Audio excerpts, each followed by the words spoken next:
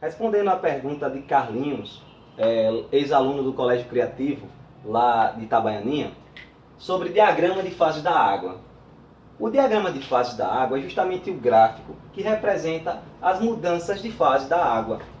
Aqui a gente encontra os três estados físicos da água: o sólido, o líquido e o vapor.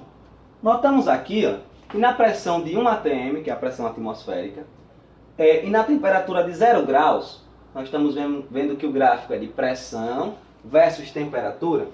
Na pressão de 1 atm e na temperatura de 0 graus Celsius, nós encontramos o ponto de fusão, que é justamente onde a água está passando do sólido para o líquido. O ponto de fusão, que isso a gente aprendeu lá no primeiro ano, no nono ano, primeiro ano.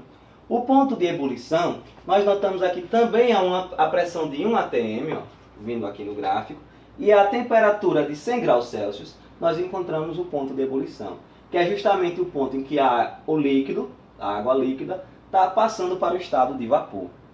Esse ponto aqui é o ponto triplo, ou seja, nós encontramos os três estados físicos juntos, o ponto triplo.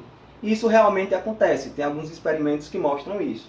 Esse ponto triplo, ele é encontrado a uma pressão de 0,006 atm e a temperatura de 0,01 Celsius. Mas aqui ainda tem outro ponto, que é o chamado ponto crítico. O ponto crítico é importante a gente saber, porque a gente vai conseguir diferenciar vapor de gás. Um vapor e o gás. Geralmente, a gente analisa esses dois como se fossem iguais, mas na verdade existe uma diferença. O vapor é a água que passou do estado líquido para o estado gasoso, mas até a temperatura do ponto crítico, que é aqui, 374 graus Celsius. Então, o vapor, ele vem antes da temperatura do ponto crítico.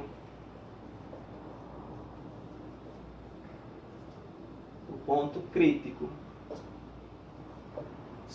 Depois dessa temperatura do ponto crítico é o gás. Depois da temperatura do ponto crítico é o gás. E qual é a diferença de vapor para gás? O vapor, ele pode ser comprimido e mudar de estado físico. Se você pegar o vapor e comprimir a uma temperatura constante, num processo isotérmico, ele vai se transformar em líquido, dependendo da pressão que você aplicar. Já o gás não. O gás, mesmo você comprimindo, ele não vai se tornar líquido. Então, essa basicamente a diferença de vapor para gás. Esse é o diagrama de fases da água. Pergunta respondida aí para Carlinhos. Valeu!